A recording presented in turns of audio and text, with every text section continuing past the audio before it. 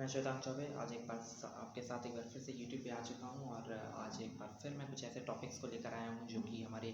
देश की बहुत बड़ी टॉपिक्स हैं, बहुत अहम बातें हैं, लेकिन उसके बारे में हमारी मीडिया ने शायद ज़्यादा जानकारी हमें दी नहीं और उससे हम कहीं ना कहीं अछूते से रह गए। तो बीते वर्ष हमारी सरकार ने जल संरक्षण के नाम पर 3 मुहिम चालू की, 3 मुहिमों की शुरुआत की, पहल की। नतीजा अभी तक तो हमें ज़्यादा कुछ नज़र नहीं आ रहा है और अभी स्थिति ये है कि राजस्थान के कुछ वेस्टर्न पार्ट्स में जो कि थार से सटे हुए इलाके हैं, यानी जैसलमेर के साइड के कई सारे ऐसे गांव हैं जहां पर पानी की स्थिति बहुत ही गंभीर हो चुकी है और एक कुएं के बदौलत वहां के सैकड़ों लोग डिपेंडेंट रह रहे हैं, ऐसी भी स्थिति है। तो ऐसे में हमारी सरकार ने कुछ मुहिम चालू की थी बीते वर्ष ही कि जिससे कि शायद आज ये जो स्थिति है उसको बदला जा सकता, लेकिन शायद सरकार ने भी इतना ज़्यादा उस पर ज़्यादा ध्यान नहीं दिया और न ही हमारी मीडिया की सोर्सेज ने उस पर बहुत ज़्यादा काम किया, जिस वजह से हमें वो बातें पता चल पाए और हम उस पर कुछ नतीजा ले पाएँ, हम उस पर कुछ निर्णय ले पाएँ और हम भी उस पर कुछ करें। खैर, तो उन मुहिम पर जो बातें हैं, पहले तो मैं शुरुआत कर दूं कि वो मुहिम चालू कब की थी सरकार ने। 1 जुलाई से 15 सितंबर तक भारत के सारे राज्यों में बीते वर्ष सरकार ने जल शक्ति अभियान को चालू किया था और ये मैंने बताया है कि 2.5 महीने तक, जुलाई से सितंबर तक 2.5 महीने तक, स्टार्टिंग ऑफ जुलाई से मिड सितंबर तक कुल ऑल स्टेट्स यानी सारे स्टेट्स में ये रहा था, लेकिन इसका कुछ खास नतीजा आया नहीं अभी तक। फेज़ 2 में जब भी ये मुहिम पहुंची तो उस वक्त कुछ ऐसे राज्यों में इसे संचालित रखा गया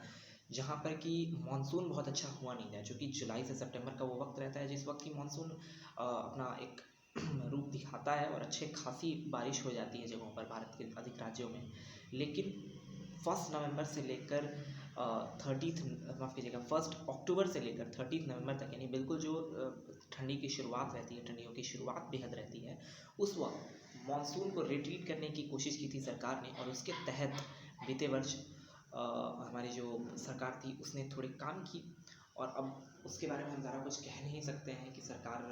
क्या की क्या नहीं की, क्योंकि नतीजा जैसा कि मैंने कहा कि इस वर्ष नज़र आ रहा है और हर वर्ष एक नतीजा नज़र आ ही जाता है कि एक वर्ष तक सरकार जल संरक्षण करती है और उसका नतीजा अगले वर्ष आता है कि भारत के कई सारे गाँवों में हज़ारों सैकड़ों लोग एक दो कुएं पर जीवित रह रहे हैं, एक आध दो पॉन्ड्स पर, माफ़ कीजिएगा पाउंड्स पर, यानी कि वहाँ पर किसी लेक के भरोसे पर, किसी जिसको पोखरा कहते हैं अपने इलाकों में, ये झारखंड के कुछ गांव के इलाकों में इसे पोखरा कहा जाता है और आमतौर पर इसे तालाब कहा जाता है। तो वो जो तालाब होते हैं उस पर कुल एक गांव ही पूरा, या 2 गांव, 3 गांव, एक पंचायत पूरा ऐसे डिपेंडेंट रहता है। तो ऐसी कंडीशन क्रिएट होती हैं इतने बड़े कदम उठाने के बावजूद सरकार की। और ये ऐसी मुहिम थी जल शक्ति अभियान जिसके तहत भारत के 256 ऐसे ज़िलों को मतलब ऊपर उठाने की कोशिश की गई थी, जो कि मतलब उनके लिए काम करने की कोशिश की थी। 256 ऐसे ज़िले जहाँ पर वाटर कंजर्वेशन, वाटर मैनेजमेंट की स्थिति बेहद गंभीर थी। और वैसे में ही एक और मिशन लॉन्च किया था सरकार ने बीते वर्ष के 15 अगस्त, यानी कि हमारे स्वतंत्रता दिवस के अवसर पर, जल जीवन मिशन नाम का। और ये किया गया था इसलिए कि 2024 तक हमारे जो देश के पिछड़े इलाके हैं, पिछड़े का मतलब वो पिछड़े इलाके जहाँ पर ड्रिंकिंग वाटर फैसिलिटीज़ बहुत ही ख़राब हैं, वाटर मैनेजमेंट बहुत ख़राब है, तो उनको रिट्रीट करने की कोशिश की थी। और उसी के तहत भारत के 146 मिलियन जो रूरल हाउस होल्ड्स हैं, यानी कि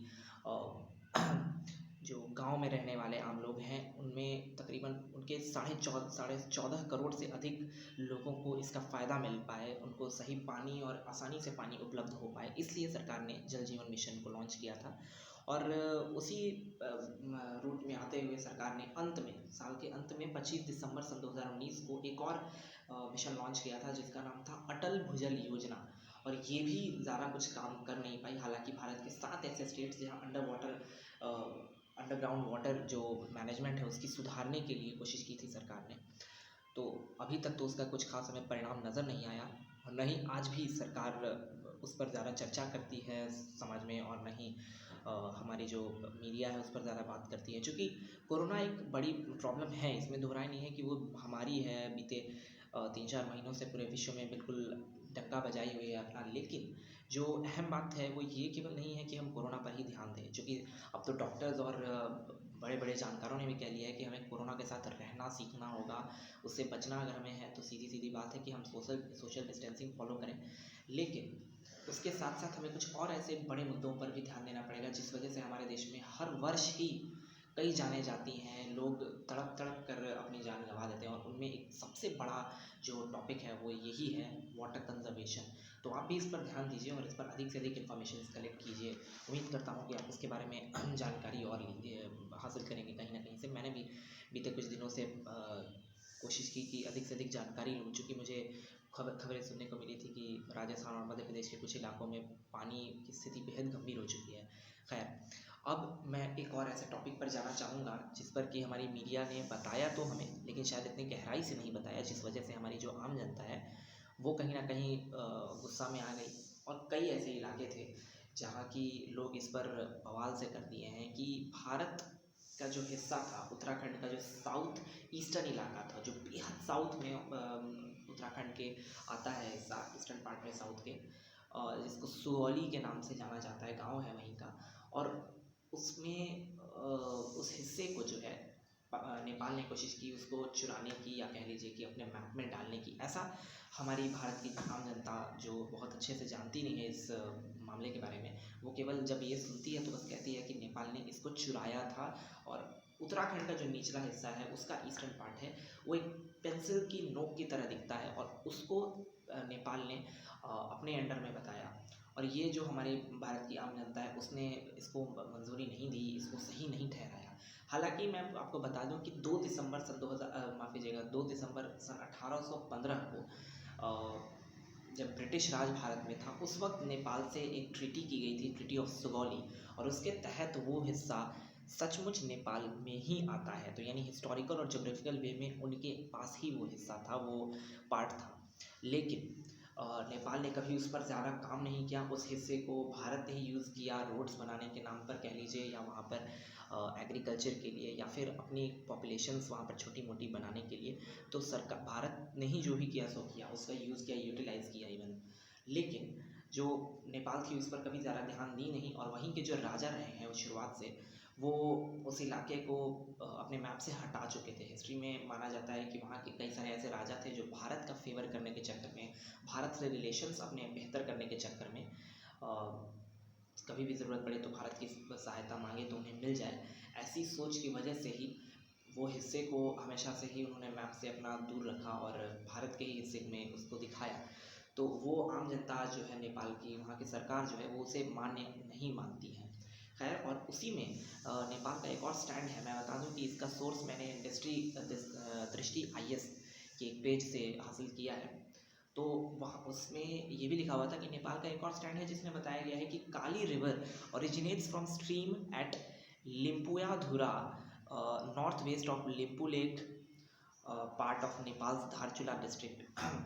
तो काली रिवर वहाँ की जो है, जो काली नदी है, वो वहाँ की आम जनता मानती है कि, और इवन ज्योग्राफी भी मानता है कि वहाँ से नेपाल का ही एक धारचूला डिस्ट्रिक्ट है जिसका कि लिम्पू लेक का जो इलाका है उसका नॉर्थ वेस्टर्न पार्ट वहाँ से ही ओरिजिनेट होता है, अगर जोग्राफिकल वे में जाए तो वो अपने स्टैंड के अनुसार तो बिल्कुल सही बोलते हैं और कहते हैं कि हमने जो किया,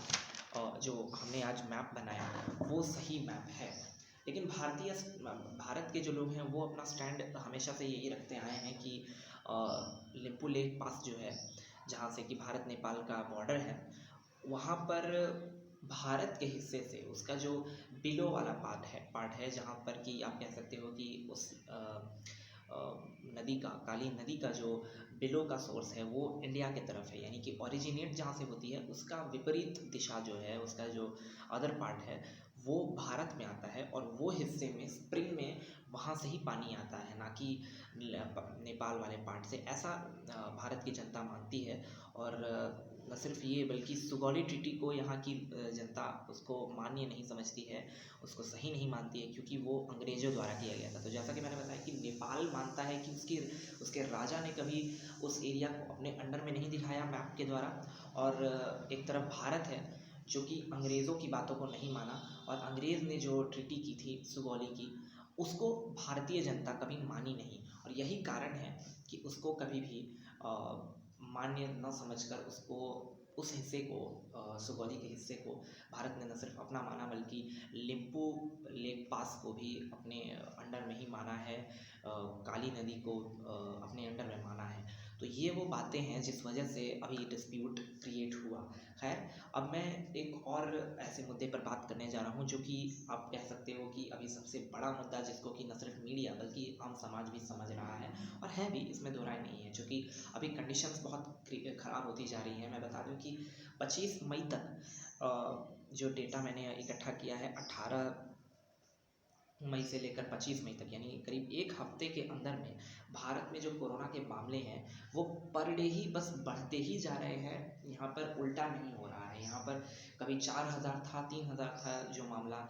मिड मई तक, वो मई के एंड आने आने तक आज 7000 के भी पार कभी कभी जाता रहता है। तो ये स्थिति आना, इसका सीधे साधा मतलब है, ये पर डे की मैं बात बता रहा हूँ, और 4-4, 5-5 हज़ार, 6-7 हज़ार मामले आना, इसका मतलब है कि हमारे देश में भी जो मामले हैं वो पिक पर अपने आ रहे हैं और हमारे देश का जो कोरोना है वो बहुत ज़्यादा गंभीर मामला बन चुका है। और खैर, अभी तक 1.5 लाख से अधिक केसेस आ चुके हैं, इवन 1,50,600 से ज़्यादा केस आ चुके हैं। और साथ ही साथ इस बीच भारत की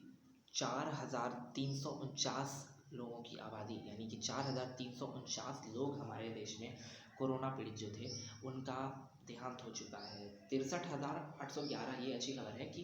करीब करीब 64,000 लोग हमारे देश में अभी तक 25 मई की डेटा के अनुसार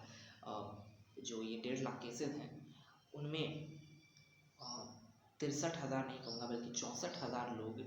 रिकवर हुए हैं, ठीक हो चुके हैं। तो ये एक बहुत बड़ी बात है कि हमारे देश में रिकवर तो लोग हो रहे हैं, लेकिन हज़ारों की तादाद में लोग पर डे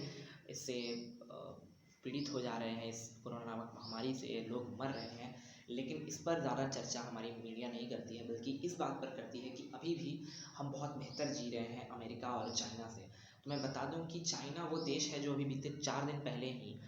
यानी आज 27 है, वही कोई 23-24 तारीख के आसपास में ही चाइना ने विश्व रिकॉर्ड बनाया था, जब कोरोना की जांच के मामले में पूरे विश्व में सबसे अधिक एक दिन में जांच करने वाला देश बना था। 14 लाख यानी तकरीबन 1.5 मिलियन उन्होंने एक दिन में ही जांच किए थे। और भारत में जितने की टोटल